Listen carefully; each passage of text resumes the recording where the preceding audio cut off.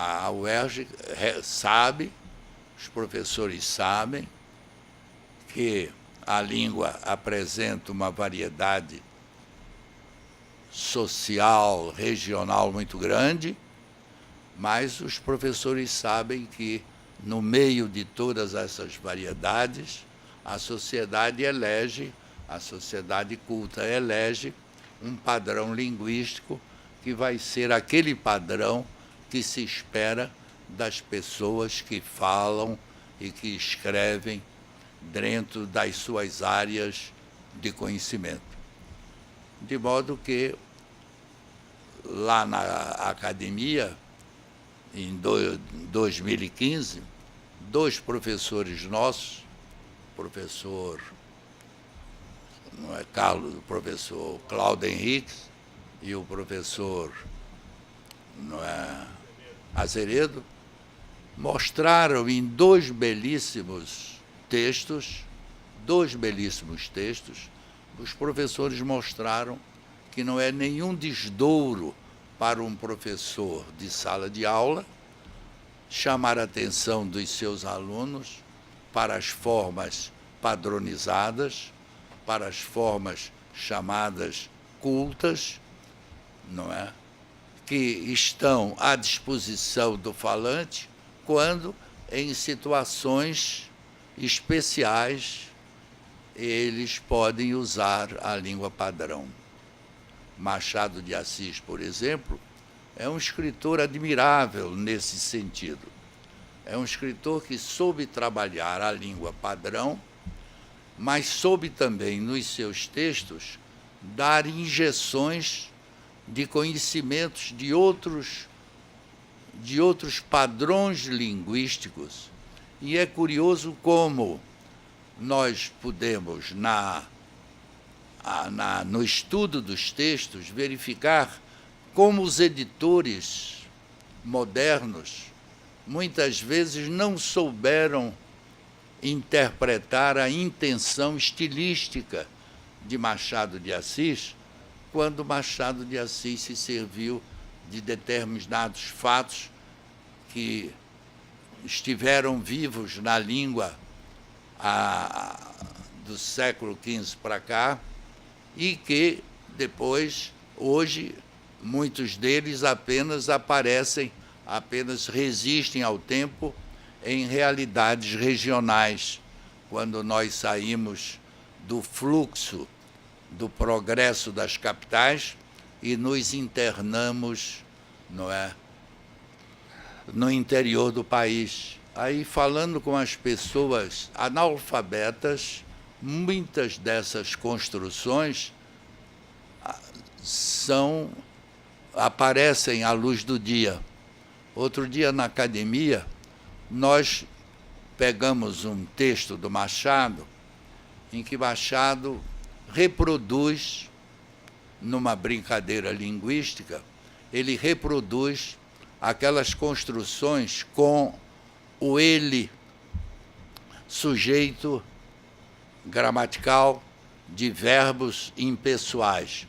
O ele aparece ocupando a casa do sujeito, do tipo, por exemplo, de ele chove, não é, de ele troveja, coisas desse tipo. E Machado de Assis usou o ele.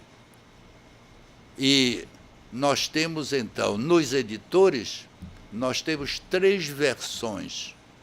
Uma versão fidedigna, em que o ele aparece na frase, uma versão em que a pessoa, o revisor, imaginou ser um erro de revisão, não é? E substituiu o ele por outra forma, e um outro revisor que também, achando que aquilo não estava bem, devia ali sair, o texto devia ter saído de um erro de revisão, o revisor, resolveu dar um outro torneio à frase e tirando essa característica do Machado de Assis. Agora, conhecendo a vida do Machado, nós vamos ver que Machado sempre, em toda a sua vida, ele se interessou por um estudo mais aprofundado da língua. E teve no seu tempo de jovem, nas reuniões que fazia no Real Gabinete Português de Leitura, aos domingos, ele teve 2 grandes mestres. Um deles foi o seu mentor para o estudo das literaturas estrangeiras. E outro, Manuel de Melo, é o que nos interessa aqui mais de perto, o Manuel de Melo, que era, na vida profissional, um guardador de livros de casas comerciais, não é? Um guardador, não, como é que está? É um contador, não é?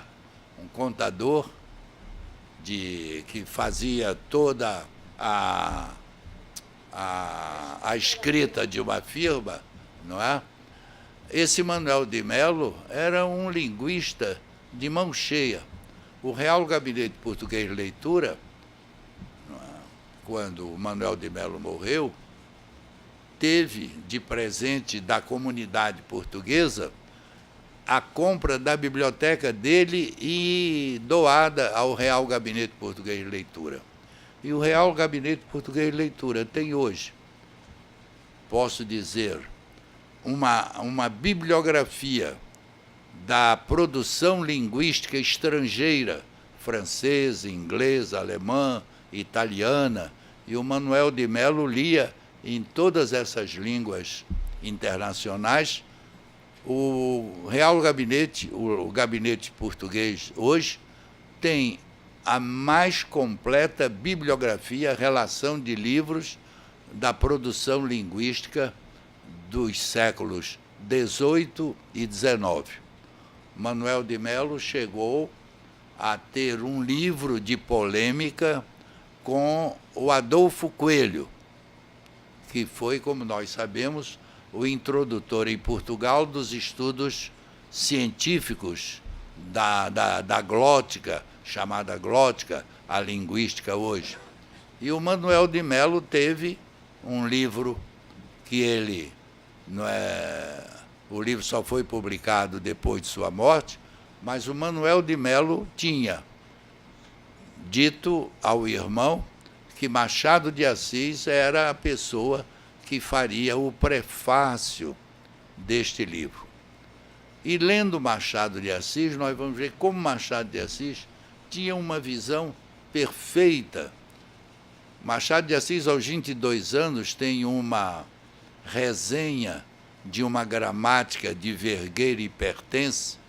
Ele fez uma resenha dessa gramática, e é curioso que o Machado não dá a definição tradicional da gramática, a arte de falar e escrever correntemente uma língua. Ele usa uma expressão que um linguista hoje poderia assinar sem medo nenhum, quando Machado de Assis diz que compete à gramática o estudo. Ele não fala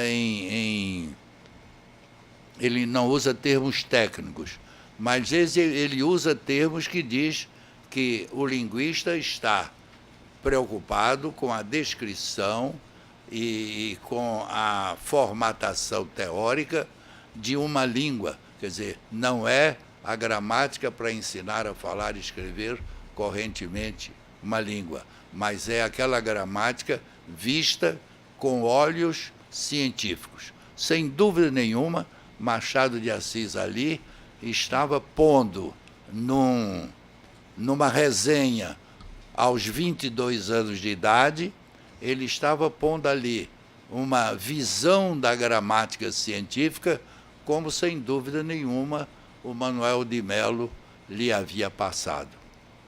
De modo que, e Machado de Assis tem isso. Ele é o escritor clássico, ele é o escritor correto, é o escritor que, na sua obra, ele marca uma evolução de alguns fatos que corriam ainda no seu tempo, não é, mesmo na língua padrão, mas que depois foram corrigidos. Machado de Assis até a fase dos contos fluminenses, o Machado de Assis ainda punha o verbo haver no plural, ainda dizia deram 10 horas, não é? Ou melhor, deu 10 horas, fazendo do verbo lição que está ainda na gramática de Júlio Ribeiro, cuja primeira edição é de 1881. Então, nós vamos ver que Machado de Assis, através do tempo, foi também depurando o seu material linguístico, foi aprofundando aquele conhecimento técnico da língua que todos nós, falantes, temos, mesmo intuitivamente. Mesmo intuitivamente, nós temos isso. Em matéria de etimologia, então, a sensibilidade do falante não está muito atenta a dar explicações populares de determinadas explicações etimológicas, fonéticas de palavras. De modo que, quando estes dois colegas, o Azeredo e o Cláudio, na academia, falaram sobre a volta da gramática, eles não estavam na última posição dos linguistas. Eles estavam na boa posição dos linguistas, que, para quem, naturalmente, não é? Para quem a língua apresenta uma diversidade de normas e que essas normas se espraiam historicamente, socialmente, regionalmente, etc. De modo que a UERJ é uma universidade que não traz no seu bojo aquela visão distorcida e até condenatória e assume uma posição política de que o professor não deve corrigir o aluno. O professor deve orientá-lo para que o aluno, cada vez mais, através do estudo da boa orientação gramatical e através, principalmente, dos grandes ensaios estilísticos dos seus grandes escritores, não é?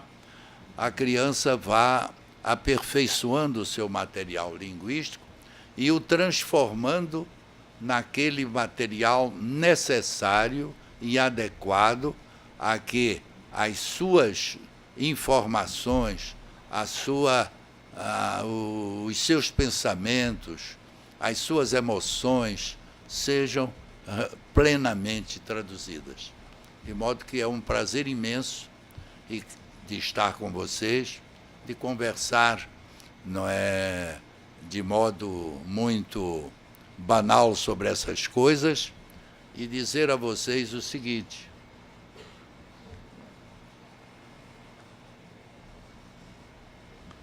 que uma gramática de língua portuguesa não deve ser somente para leigos do idioma, mas para as autoridades leigas que ocupam as posições de sucesso ou de destino, não é, de destino do país.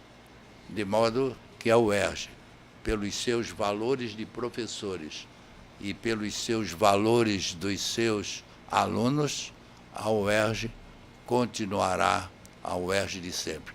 Ela muda de nome, ela passa de Faculdade de Filosofia, Ciências e Letras, do Instituto Lafayette, para a UEG, da UEG, não, antes disso, era Universidade do Distrito Federal, depois passou com a criação do Estado da Guanabara, ele passou para o UERJ, passou para a UEG, e hoje com a Universidade do Rio de Janeiro, a UERJ.